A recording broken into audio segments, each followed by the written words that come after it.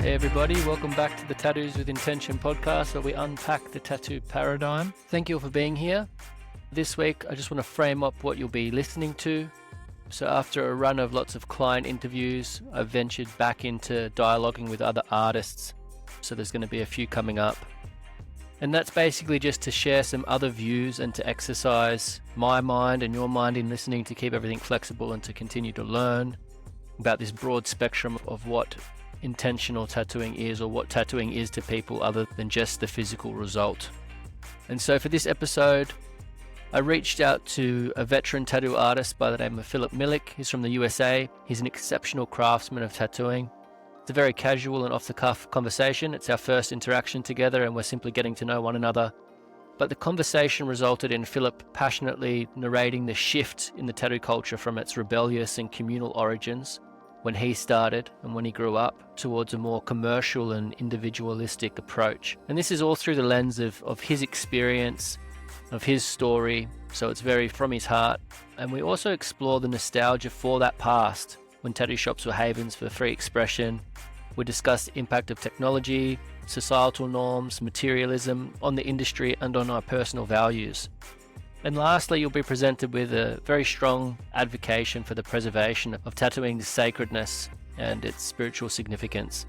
So just a quick note before we do start: if you enjoy listening or you find the conversation useful at all, could you please go ahead and click the follow button, leave a review on whatever the platform is you're listening on. It's going to help spread this conversation of intentionality and tattooing as something more than just a tattoo, and we'd really appreciate that. The podcast is scheduled for one episode a month for the remainder of this year. It's zero cost information that's aimed to give you insights and tools that'll be beneficial in regards to relating to your own tattoo journey in a more meaningful way. And so, as I've mentioned, give it a follow, give it a review, tell your friends about it, all that sort of thing. And I hope you enjoy the conversation. I read your little bio and it says you started in 1995. Yeah. Summer of 1995, right before I started 12th grade.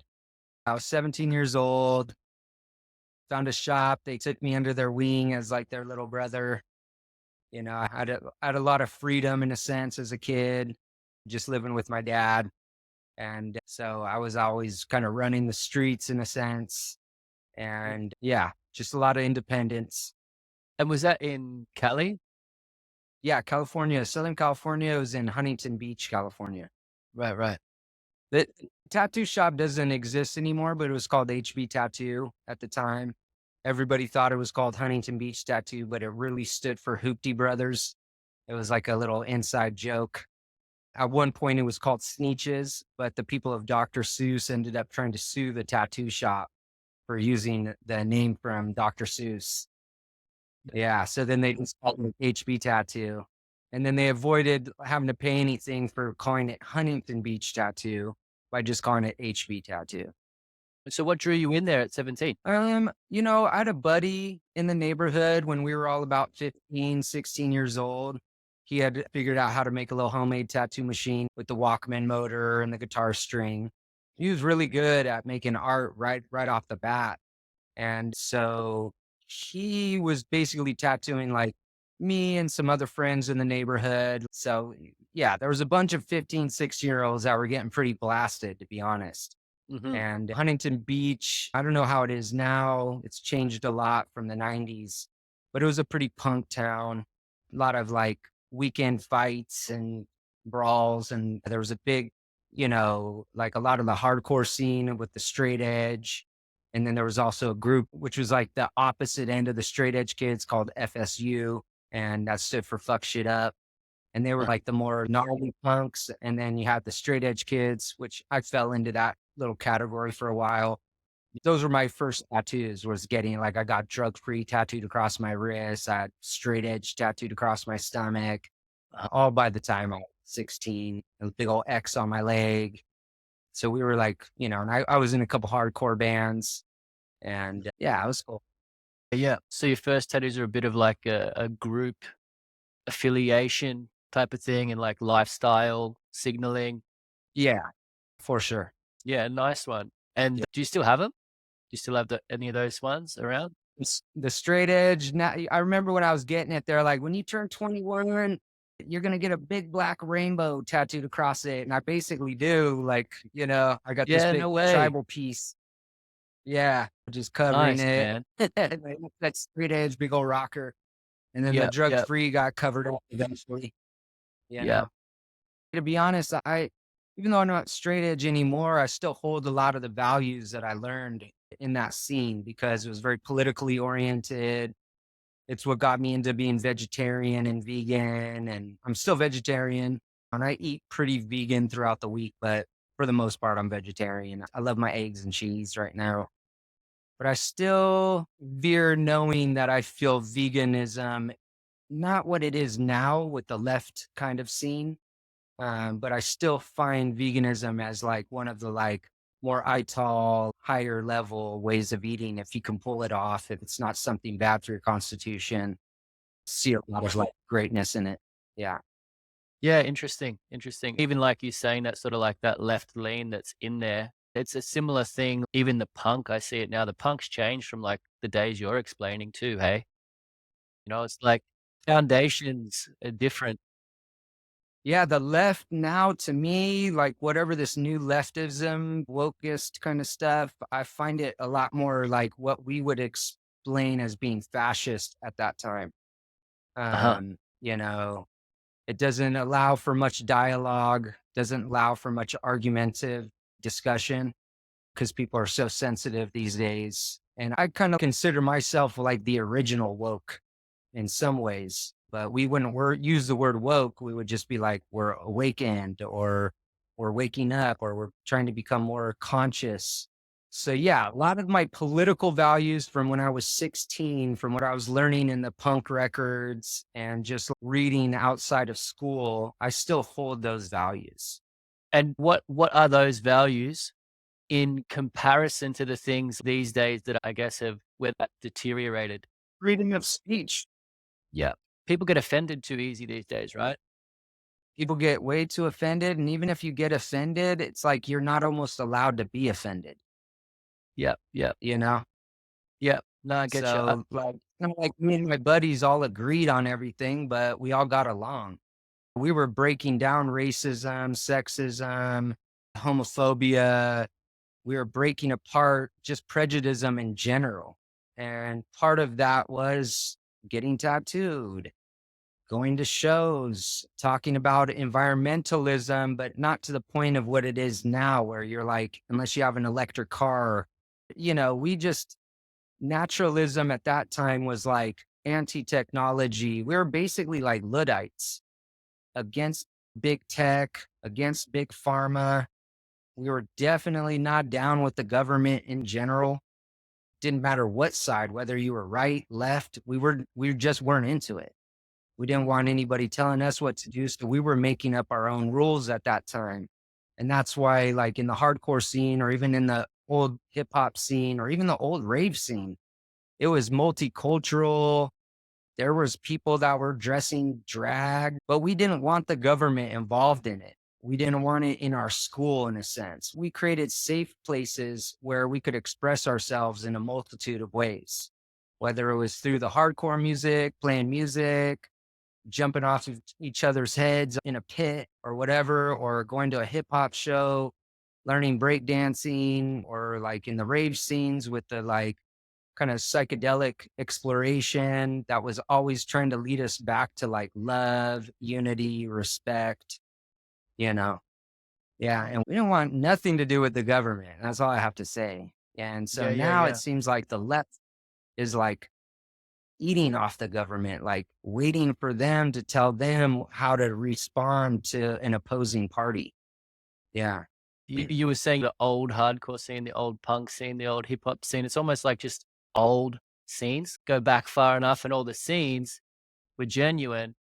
And I guess it's like Yeah. what we're seeing is that government or whatever the control system is, the human administration of that thing seems to seep in. It's very insidious. It just seeps into the younger minds. You're an older Yeah. generation of that. So you're like in a bit of an elder seat. You've seen it start, you've seen it progress, and you can see the poison in the young mind. And it's interesting linking it to your tattoos, those initial ones you got and how real they were to you at the time. But then where you're sitting now, what would you say to someone that's coming in asking to signal something that was woke now? And I think the clientele I get and how boisterous I've been on my own social medias, I tend to get like-minded people. I'm not in a position of like talking people out of getting a tattoo. But I mean, even in the 90s, when someone was wanting to get trust no woman or trust no man, I'd be like, why are you having me do this? If you don't trust nobody, then, so even before I learned about that whole messages in water stuff with that Japanese scientist, before he Sarah. passed, he wrote some really cool stuff. And I already knew that words held power and to be careful of that. So I never like really wanted to ever for one, I would never put a racist tattoo on somebody. I just was never asked to do anything. I think just because of my demeanor and who I was as a person, I was never really asked to do things so outside of my box in a sense. Mhm. But yeah, if some kid wanted to come in and have the word gay tattooed across his chest, I wouldn't be the person to do it because I don't do letters that much. And for two, if you're gay, you're gay. If you're straight edge, you're straight edge. I don't know. I remember when I got straight edge tattooed across me and this kid was like, I love pizza. I wouldn't get a pizza tattooed on me. And the next week I went and got a carrot tattooed on my leg because I was vegetarian. So just to kind of like oppose that almost. But these days, yeah, I tend to be lucky enough to not be tattooing people with images based on what their political or moral values are.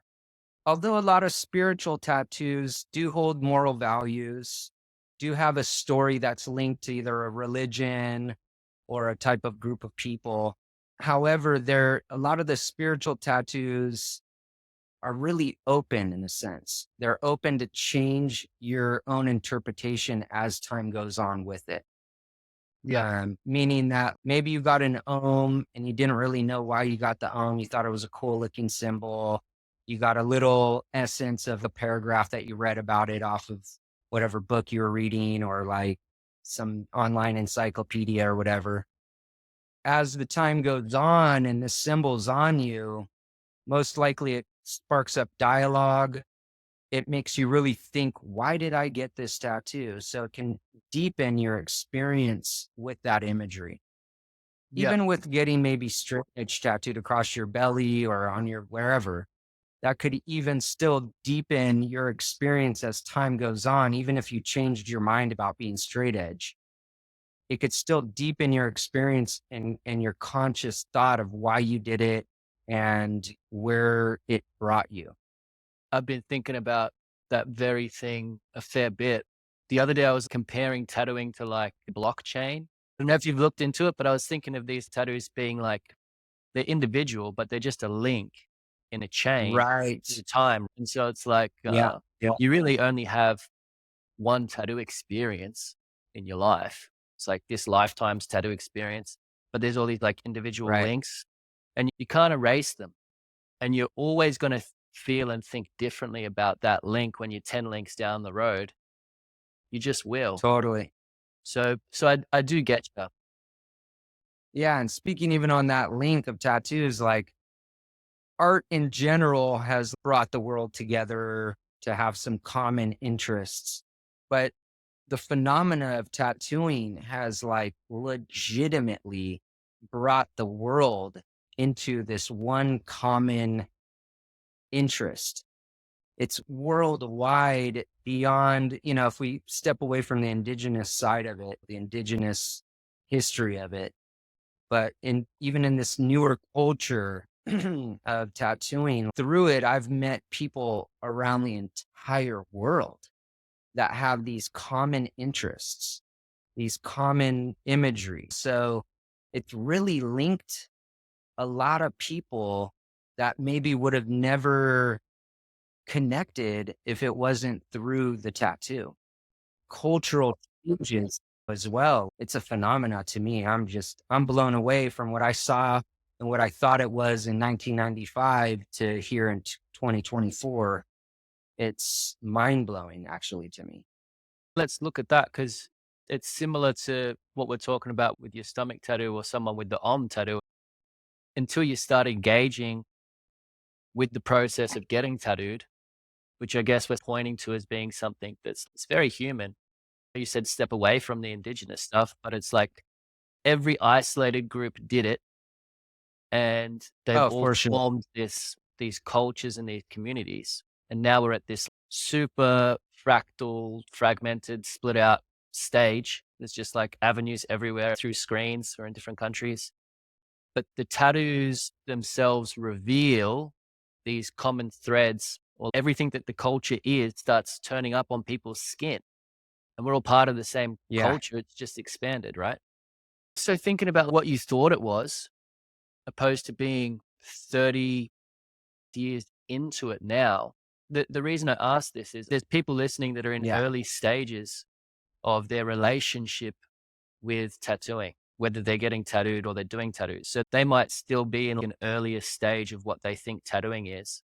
And from the point where you are, 29 links or years down the chain, I guess sharing those differences, even though they might be quite subtle. This is one thing I can say after 29 years is no one's going to tell me what tattooing is. I know exactly what it is for me. I know exactly what I've been doing. I know what exactly it's provided for me. I know what exactly it's providing for me now. I know what my thoughts and beliefs are around it, although they are consistently getting deeper. And of course, always allowing for change and acceptance, because a lot of what's happening right now would have never flown in the tattoo culture in the 90s. I'm still an advocate of gatekeeping. I know a lot of people hate that word, and that word has now become very negative. But so gatekeeping helps things from getting exploited. Sure, Mhm, the shadow side of gatekeeping is maybe some really cool people that should have been in it couldn't get in. mhm. And some not so good people were in it and they kept the good ones out. Like I can play with that idea. But Yeah. in general, gatekeeping keeps things sacred, keeps the yahoos out, keeps the exploitation where it becomes only like a monetary material gain. It keeps that, I hate to use the word magical, but that magical, mystical, it's a secret that wants to be found, not hidden. Mhm. And in order to find the secret, you have to go through some initiations in a sense, some trials, or how people say pain dues. So when I was taught about tattooing was that you learn tattooing for one by paying into it, not just through money, but paying into it by sweeping a shop for a little bit, mopping it, maybe getting yelled at by an elder, maybe just holding a sustenance that not everybody gets to taste. Mhm. And nor should everybody. Yeah, I agree with you. I hear you. It's really easy these days. And this is the flip side on all of the beautiful things that this interconnected, advanced society is offering. The flip side is that it's also very easy and people are very privileged, which again decays the sacred, right? I hear exactly what you're speaking to. Yeah, especially the Western world. We've been bred to be entitled. We've been taught to have certain expectations that come right away, you know? Those expectations for things to come right away, it's a product of this fast paced world. You and me probably couldn't fathom just getting a machine and having a crack and then opening a shop next door to someone who's been there for 20 years, Yeah. pumping ads on the internet and getting busy and putting on the costume and acting like we're something that we're not before actually getting there. But if you do that, you get paid in this world, man. Everyone's like, you're successful by being a good actor these days. That's why that statement, fake it till you make it. It's like, all right. That was like the beauty of the apprenticeship was that once you got the apprenticeship, and especially if you could make it through it, um, you were invited into a part of the culture that you were trying that was inspiring to you. You Mhm. created family, you created friends, you got street respect. You got this feeling that you really deserved, in a sense, what you worked for. It's almost like we're losing the rites of passage. So, the flip side to all this super access to tattooing is obviously the tattoos that are getting on the body are reaching top tier people who are artists prior to becoming a tattooer. So you're getting this type of art, which a lot of it I feel should just be in a book or hanging on your wall, not on your body. But that's just my Mhm. opinion. But a lot of tattoos I see these days with the really hyper realism and insane, just, I don't know, some of it's really incredible, to be honest. But a lot of it, to me, it's not a tattoo. There's a specific look that's ingrained in me that is meant for your body and not on the wall, in a sense. I mean, it is in the flash realm, in the like more traditional stuff, which I love. Americana traditional, the little ladies' heads or the sparrow type thing or the snakes. And to me, shows how when something was really rooted in a tradition, how it lasts a lifetime. Mhm. It lasts forever. Like traditional tattooing, besides some of the quality, as far as like less blowouts, less maybe scarring or whatever, that's the progression. However, the actual art in itself hasn't changed for hundreds of years Yeah. and only gets cooler. So, although I don't do a lot of traditional tattooing, the common basic rules to it will always apply to tattooing, I think even 100 years from now. Unless Yeah. they make some special ink that will never spread again, won't eat up in your body, and you just have this weird plastic thing stuck on you. But again, like to me, there is some art that was just meant to be art. And tattooing is tattooing. It's like that is a tattoo. Sure, it looks cool, little nice picture on your wall, blah, blah, blah. But it really looks cool when it's on the body, when it's Mhm. animated through the person's whole demeanor of their lifestyle. Like there's a difference to me between someone who says, I'm a tattooer and someone who says, I'm a tattoo artist. Of course, I mean, tattooing is art. Like I'm not demeaning that, and I'm not demeaning anybody that calls themselves a tattoo artist. I would tend to always introduce myself as a tattooer because that to me is the culture of that art. Mhm. And I wasn't an artist when I got into tattooing. And a lot of the people that taught me tattooing weren't like these crazy epic artists. We were really low brow in a sense. We were, not looked at very kindly at most of society at that time. I got that tail end where people would really frown on you or you couldn't get a job if you had a visible tattoo.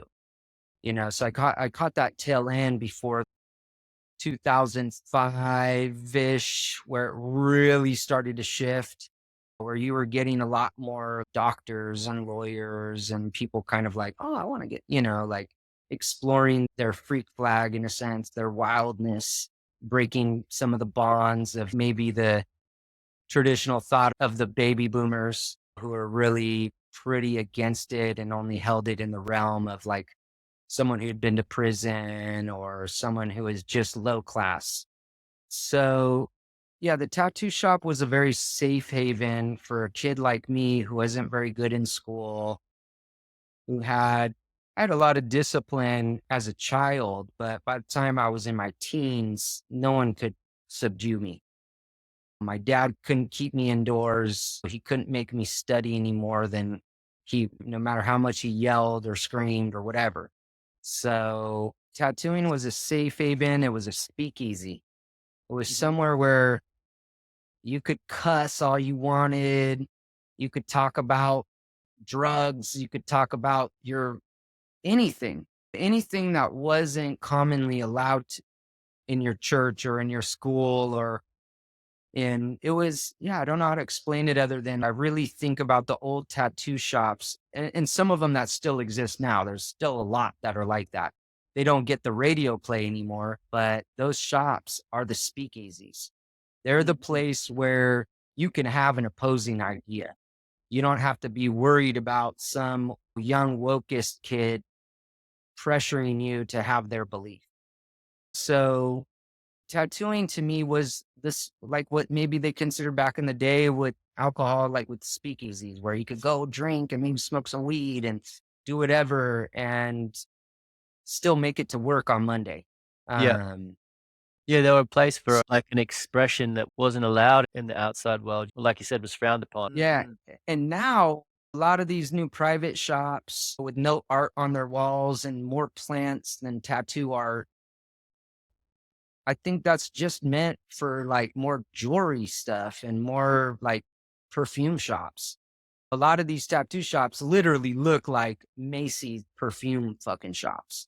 You know what I'm saying? And I'm not trying to hate on anybody, like how they make their money or what their want is in life. I'm not here to do that, but I'll judge myself and I'll make sure my environment reflects what I will hold on to as some of the most special things that ever happened in my life. Yeah. And that was again through the speakeasy, through the radical way of just saying whatever the fuck is on your mind. You know what I'm saying? Like, there's no one here to tell me that I can't say this or say that. And if someone got offended, maybe a little small fist fight at the worst part end of it. Maybe a little fist fight happened in the shop or a big screaming match. But I'll guarantee you the next day or two, everybody's smoking a joint, having a drink, and laughing together.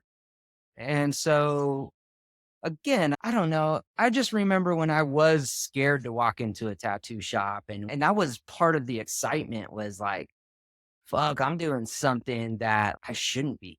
Or that feeling of just being really humbled when you walk into a space where there's a bunch of kind of gnarly dudes and women. Like I was around women that were probably worse than the dudes, to be honest. Yeah. So they could get away with more shit than the guys could, you know? So just because, they were ladies, but they were badasses.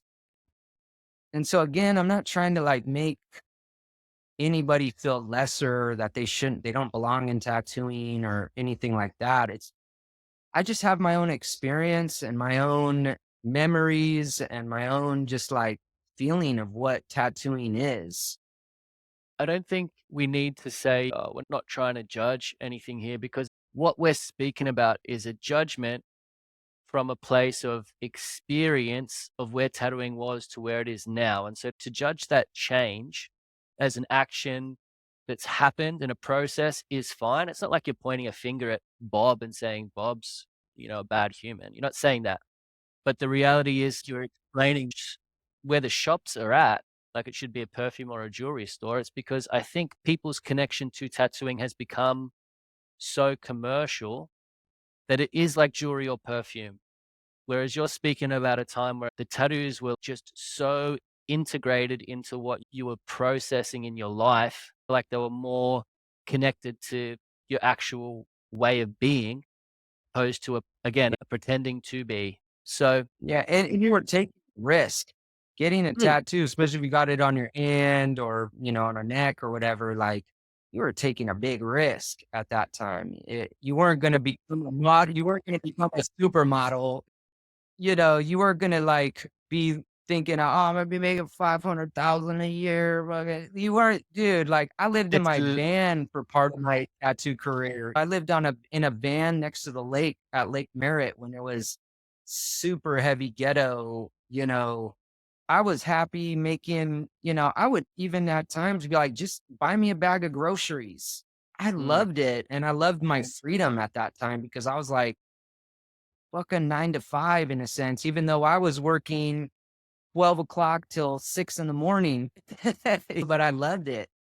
There Yeah. wasn't Yeah. anything that was gonna change that. I wasn't tattooing because I was thinking I was gonna get rich or because, "Oh, I can't sell my art, so now I'm gonna be a tattooer." Like, I sucked at art. Like, I have maybe 10, 15 years in, I started honing in on some of my things, you know what I'm saying? And it's sorta started making sense.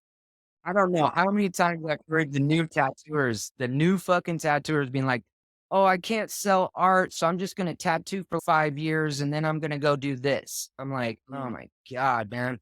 Tattooing is a lifelong commitment because 'cause you're putting something on somebody for a lifetime. That's how I just look at it. I'm not, again, here to say what tattooing is, only for me, because I can only judge myself. I can only judge who I am and my thoughts and what tattooing gave to me. One Mhm. thing that Mhm. has stuck with me, I don't know who said it first. I can't remember if I read it or who told me, but for 29 years, this statement has rung true in every aspect of my life I, that tattooing owes me nothing.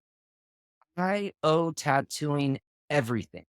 Mm. And meaning tattooing has put food on my plate, has put a roof over my house, has really given me my education because of my cultural interests, the the ability to travel around the world and always be able to have enough made through it to have my bungalow or the little shitty apartment but always food and always really awesome fucking people, this really great people. Tattooing has given me so much. And that's why I keep paying back into it. I keep giving Mm. back to tattooing. Yeah, again, tattooing owes me nothing. I will always owe tattooing everything. And Yeah, I I'm can see it. bound and bonded to everybody that I've tattooed in some strange way. Even those who might be getting tattoos removed because maybe I rubbed them the wrong way or whatever. I know I've pissed some people off in my time. But again, I come from a tattoo parlor where you weren't really afraid of offending somebody and you weren't afraid of being offended. Yep. Like people offend me all the time, but I'm not going to go and cancel their lives or go on a witch hunt because they said something I didn't agree with. Yeah, I heard someone talk about it the other day, an indigenous fella over this way, and he was saying, especially social media has created these closed positive feedback loops where everyone's just like giving you high fives. Whereas in their culture, you would have someone slapping you in the side of the head if they thought you were doing something you shouldn't be, or at least questioning you. And he goes, I couldn't imagine growing up and not being punched in the head. If I hadn't had that, I wouldn't be who I am and where I am.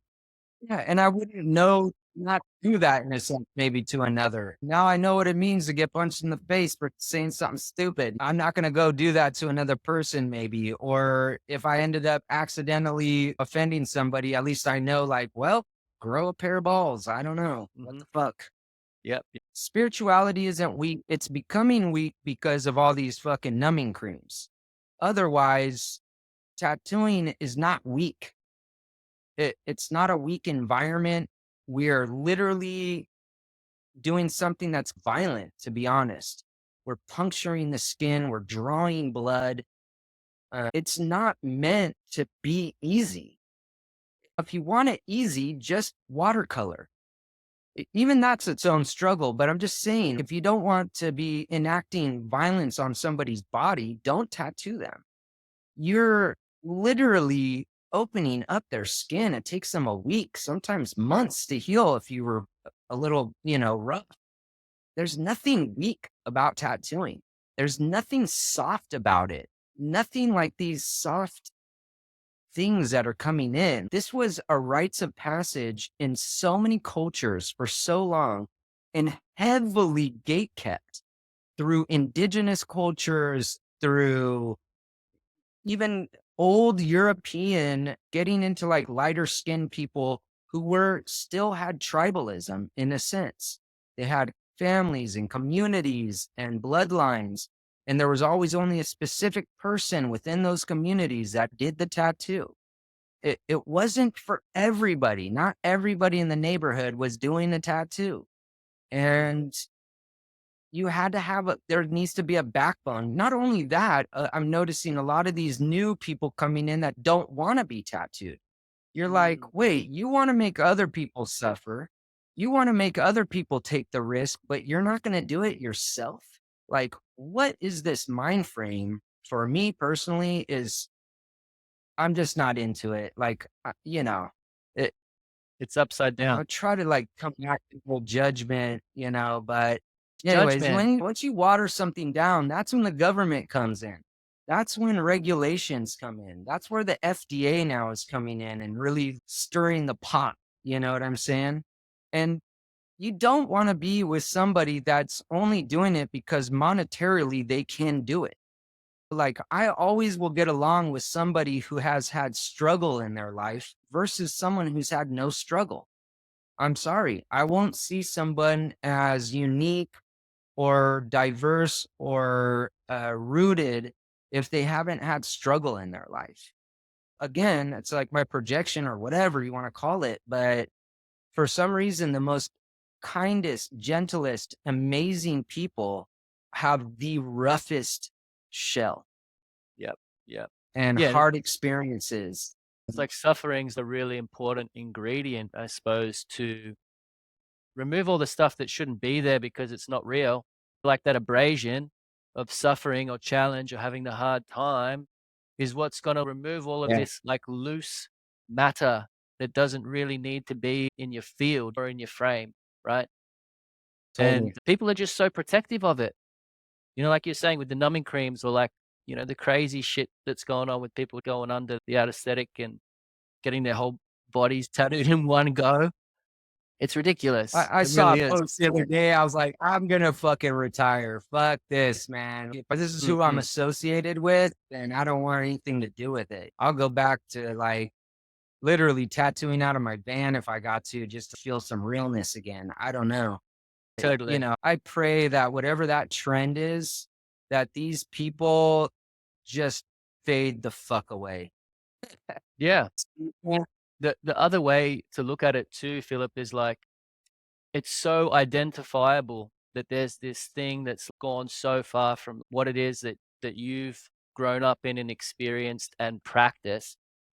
And so not creating a charge of trying to be too opposing to it, but just doing your thing, which is obviously something different. And I guess that's where I'd like to hear your thoughts next. We've tried to go there a couple of times, referencing the older ways of tattooing and the spiritual connection. So if you were to start to speak into that other side where it's like what you're actually doing with someone, when someone comes to get tattooed by you, what tattooing is for you and why they come to you. What is it that you're doing with someone?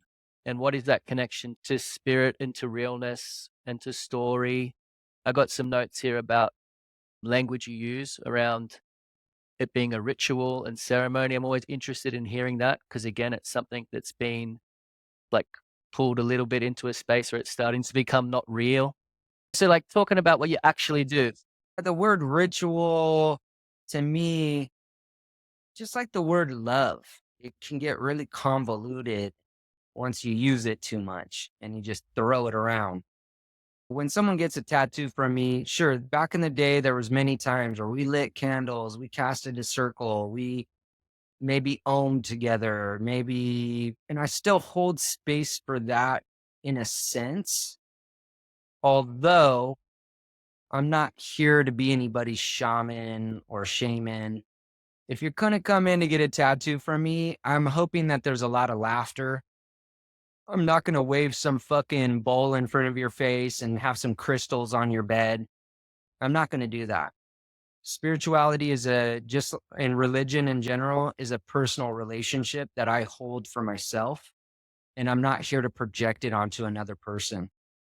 If someone has intention when they come to my shop and they want to read a special thing that they wrote about the tattoo to help them like bring in whatever. That's fine. In general, most of the people who are getting tattooed from me, they have their own spiritual practices. They have their own kind of vibes or none. Some of them are atheists, supercomputer, blah, blah, blah.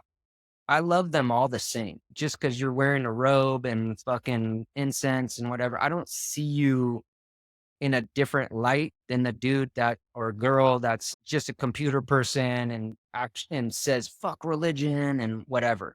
I'm going to tattoo you the same tattoo, the same thing when you come into my environment, although I've got some stuff set around that reflects who I am. But I'm not going to put any of my intentions into your tattoo. Hmm. Your tattoo is what you described to me in our consultation. Your tattoo to me is just as special if I did a full sleeve or if I did a tiny little flower. To me, both are important. Both are extravagant. Both help feed me, both spiritually and materially. There was a point back in the day where I think I was maybe not the first, obviously, not in any ways, because there was other people that inspired me in some ways. But there was times where, yeah, I was like, I just want a ritual setting. Like we got to have candles and incense. There's got to be a big picture of Kali and like all these things and 20 different objects from all these different cultures. And I'm not like that anymore so much. Like now I just want people to feel safe for whatever it is that they're getting. I want them to have walked away with some giggles and laughs. I've got a studio mate. Him and I just fire shit back and forth. We could get on the craziest conspiracy talks. And yeah, there's no bells and whistles for me anymore because exploitation of the bells and whistles to me, I just roll my eyes. I'm like, how often do you really meditate? How often do you really pray? How many actual true ceremonial settings have you been in? Most 90%, none of them have actually done a ritual. Even people that get like a pentagram, or half of them have never even gone to the satanic church. Or if they're getting a pentacle, half of them have never sat in a real pagan ceremony. And I know this because I have. So, and I'm not going to bring what I did in a ceremonial setting that really had nothing to do with tattooing. It had to do with actual conscious growth or really praying to God or goddess. You know, life is, yeah, it's like, it's sorrow, but it's also this like sit chitananda, like truth consciousness bliss. Like it is beyond comprehension. Hmm. So even the mundane tattoo session holds just as much power as if I was waving this special bowl and told you I did ayahuasca on the weekend. You know what I'm saying? To me, spirituality in general, unless the people are really wanting to talk about spirituality, you just keep that shit to yourself, just like politics, you know? What's really important is doing a nice tattoo, the people feeling at least safe. They might have been scared getting in, but once they were in, they felt accepted. They felt safe. And when they walked away, they weren't embarrassed about what they did. And then it's up to them, dude. Go and charge your tattoo up by holding it in front of the full moon or an eclipse or whatever the fuck. Do it, but that's you. That's your thing. And there's no one here to tell you whether that's right or wrong but yourself. Because the only real judge in this life is yourself. The more you fucking judge others, the more you point a finger of this is how it's supposed to be. And this, you got 10 other fingers being like, no, dude, you're not doing it right. And this is how it's supposed to be. So when it comes to like tattooing, having a very spiritual experience, do your research on who it is going to tattoo you. If you need somebody who's going to do all the incense and all this and that, then find that person. Take your time. Who cares what the image actually looks like in the end? Because you're doing an intentional change to your body that's not meant for a material gain. You're doing it because you're going through your rites of passage. So who cares if it comes out a little crummy? Was the experience good? Did it empower your body? Did it empower your experience of your life? I guess something like that. Yeah. No, I hear you. At the start of the chat, I remember you say something like that there's a lot of shit happening that wouldn't have flown back in the day. And I'm curious to hear if there are things happening that you think, again, we're trying to avoid pointing fingers and judging, but things that you think like are bad choices. Like, what are the bad choices that you think are happening? Because we're pointing out that it's like ultimately, we can make whatever choice we want, and we're the ones that are accountable. And so you got to be happy. But at the same time, we've pointed to the fact that there's a lot of, I guess, falsity within How this do you- space at the moment. Yeah, I guess some of the things that wouldn't have flown back in the day was, for one, you not knowing your equipment. Everyone knows the tricks of the trade. They do not know the trade. Does Uh that make huh. sense? Yep. You Yep. know, they all know tricks, especially with the pin. I use a pin, not all the time, but a lot of the time right now because I do enjoy some of the freedom it brings as far as the no wires and whatnot. The pin has definitely advanced. However, I would never let go of coils.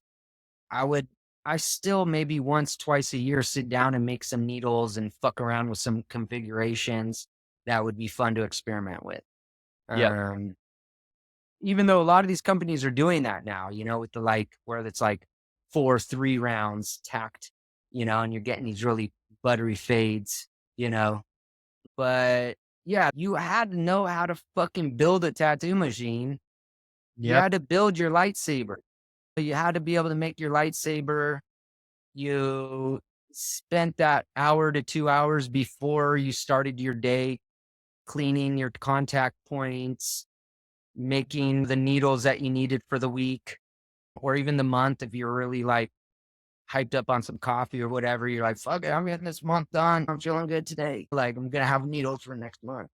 What wouldn't have flown back in the day with me was talking back to my mentor or really complaining in general. You didn't have room to fucking complain about, oh, I've been mopping the floor for 6 months and I haven't touched a tattoo machine. Like, great, dude. You're getting basically the equivalent of a fucking college degree with the same payment, but you don't got any debt to pay at the end. You know what I'm saying? So it's like these people, yeah. And so another thing that wouldn't have flown back in the day, I don't know. There's the social media thing too. So I think about the fact that wasn't there when I was apprenticing. You would have had fucking hands broken if you were just out there giving it away. Literally, dude, there would have been a shop that would have thrown a brick through your window or firebombed your shit or fucking broke your hands. That was real. That shit was real at that time. My boss always had a huge shotgun. I would have to take his cigarette out of his mouth while he was tattooing, ash it for him, put it back in his mouth. Some people will say, oh, that's so wrong and that's so this. But dude, I'm sorry. I got a dope story and I'm not weak. I'm a Yep. kind person, but I don't but my kindness is not weakness.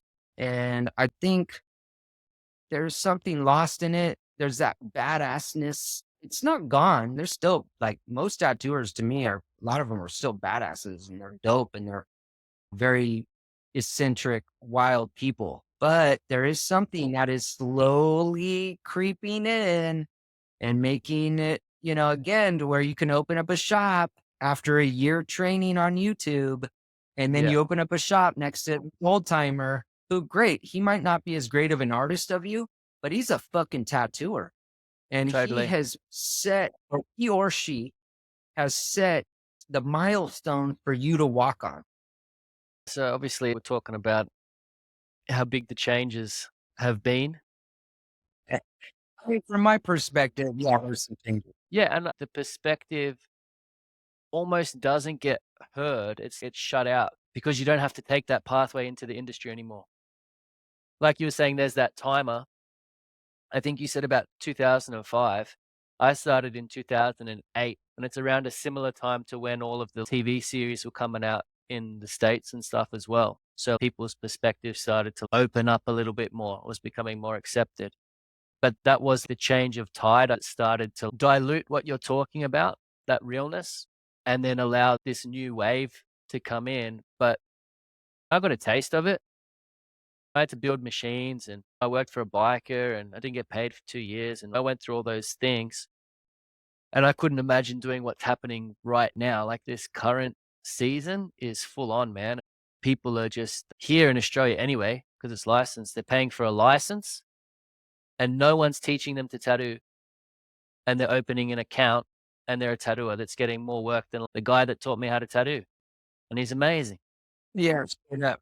And you know? people are like exploiting themselves like big time. And I've had to like maybe even give up on some of my thoughts to play the game a little bit. I Mm. don't know. I didn't get a cell phone until about 2012. Like, I didn't even have a laptop or a computer or cell phone until 2012. I was like one of the like later to finally give in. And the only reason why I gave in to the cell phone was because everybody in my tattoo studio was starting to beg me to start Instagram account. And I was Uh-huh. always like, that shit's babbling. Like, I still can't stand music that has more than maybe 16 tracks in order to make the recording. I still covet the analog versus digital. I know digital has come a long way with sound and everything, but the digital has also created slavery in the Congo, worse than maybe slavery that we've seen in history in general. A lot of people, yeah, I don't know how else to say that. Like, even us making this interview, people are suffering so that we can have these devices. And I don't know how to personally step out of it without completely going off grid and living in the fucking forest and technically not having any friends, but in order for me to have a plane ticket, in order for me to rent a home, I have to have a computer now. Again, unless I wanted to go back to like how I was in the 90s when I lived in a van, but I got kids now, or I have a kid and he's got his own connections, and I've got to make sure that these things are provided for. I'm stuck in this catch 22 at this point in my life of trying to find the positivity in this technological growth that I really don't feel has benefited the whole. It's only Yeah. benefiting a very small select persons, especially us here in the Western worlds. Like, how do I get out of that? How do I live in a way where I hope that other people aren't suffering in order for me to make my Facebook post? You know, You don't really. It's like you have to be in it. again, unless I was really ready, like you said, to get so humble that I decide that I'm going to live through offerings. And it's hard when you've got children that you care for and you want them to have a future where they're not suffering. I would be more ready to live in a van. And even that, like, shit, you got to get gasoline. Like, I a know. lot of the cars now are digital. Yeah. So no matter what, there's going to be some 8-year-old in the Congo digging cobalt and coltan and whatever it takes to make lithium batteries in order for me to feel comfortable or not feel like, yeah, I'm not ready to be homeless. I'm ruled in many ways by my creature comforts, especially at my age of 46. Being 46 years old, you've acquired a creature comforts. I like to have my glass of wine at night. I like to have my comfy couch.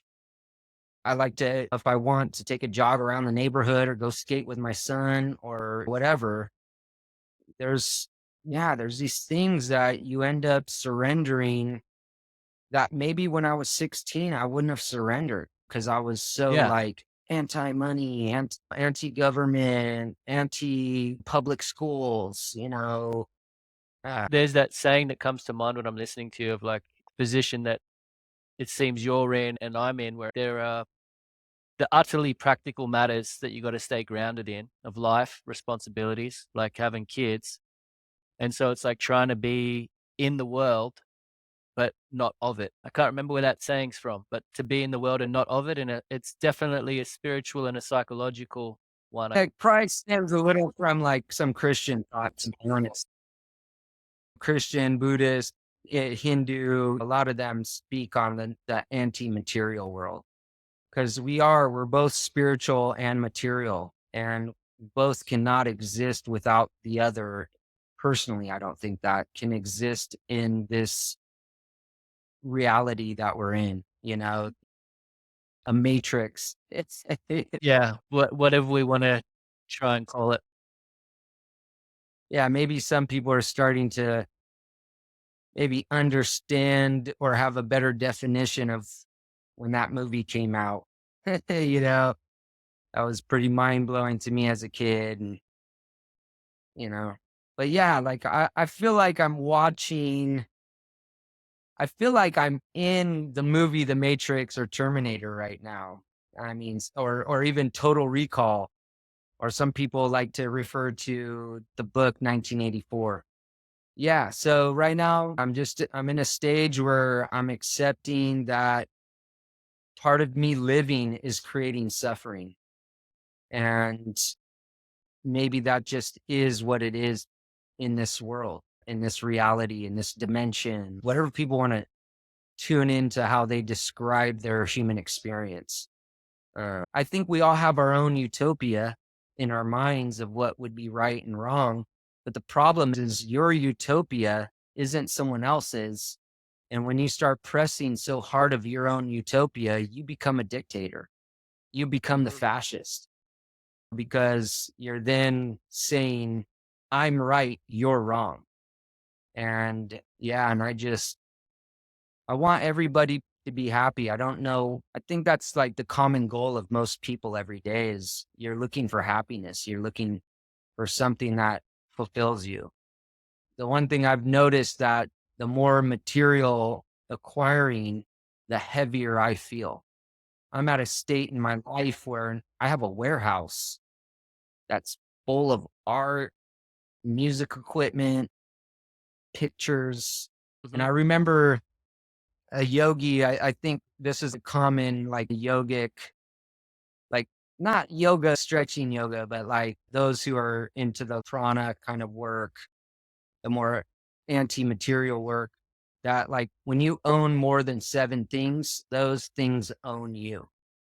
And so now I'm owned a little bit by my own materialism in a sense through creature comforts. It's the best way I can Yeah. say is we are literally ran by our creature comforts.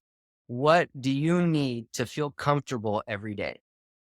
That controls what you're going to do, how you're going to work, what your expectations are in the future is going to be with what makes you comfortable. Yep. And Yep. I try to do my best, but fuck, man, especially having a little one or whatever now.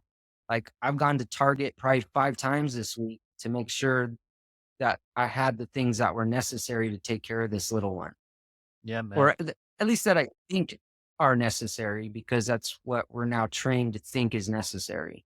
We want our Yeah. kids to be happy. We want our lovers to be happy. We want our friends to be happy. And a lot of the times we've been tricked, I think, into thinking like that is coming through the material and through how we make their creature comforts more comfortable. Totally. Totally. I see that.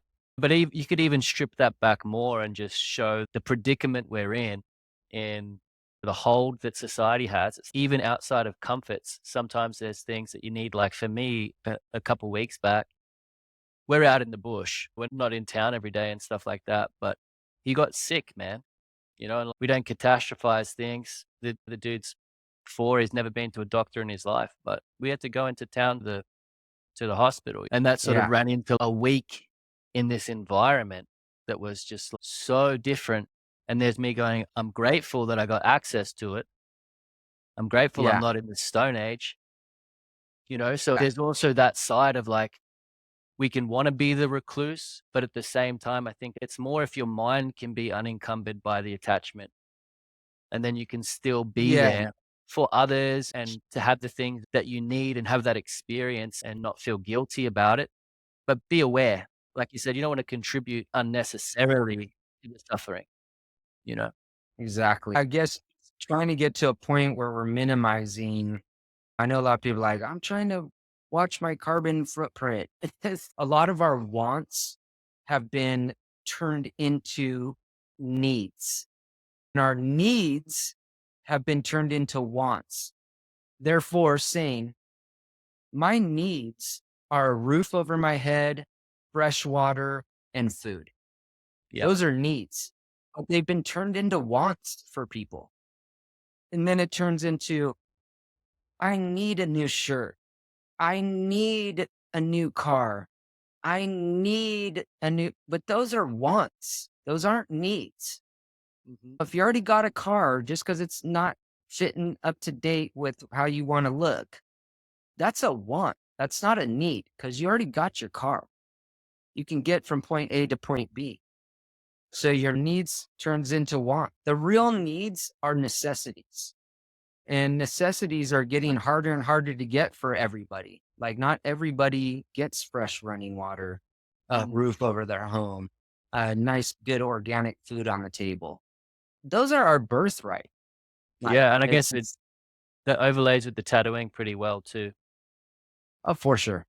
you know? 100%. I got a 100 tattoo machine. I don't need another tattoo machine. But even just getting tattooed, like most people, they want to get tattooed. They don't need to. It's not like there's a timer there that's significant. Again, think about back in the day saying, I want this tattoo. We can fantasize about living in a world like it used to be, an ancient world, but that's never going to happen. It's more like looking to those times to see what we can garnish from it and sprinkle it into what we're doing here in a way. So I think we've spoken to that. We've spoken to that. That tattooing used to be something that was a lot more substantial than it is now. But I've really appreciated hearing your thoughts on all of it. I think there's a good dose. There's a good dose in there for people that are going to listen in. And I'd be keen to chat Well, some more if you are at some point. I know I get a little ranty and get a little sideways. Oh, no, it's good. We've got to talk about tattooing and life because they're related. Yeah. All right, man. Yeah. I'll talk to you soon. All right, bro.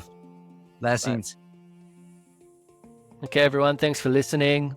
Thank you, Philip, for sharing. As that was our first chat, we've also lined up a second one, so that'll be coming soon. It was truly a pleasure being able to sit and listen and connect with Philip, to receive a scent or an imprint of a time. It's definitely wearing thin today, but a lot of the things that Philip's pointing to in his experience, I can definitely empathize with, and I feel like fundamentally it's still true and trickling in the background of what it is that tattooing provides for everyone.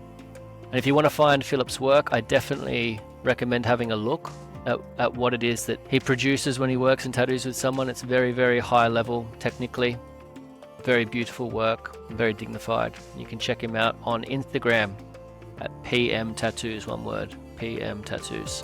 All right, links in the notes below.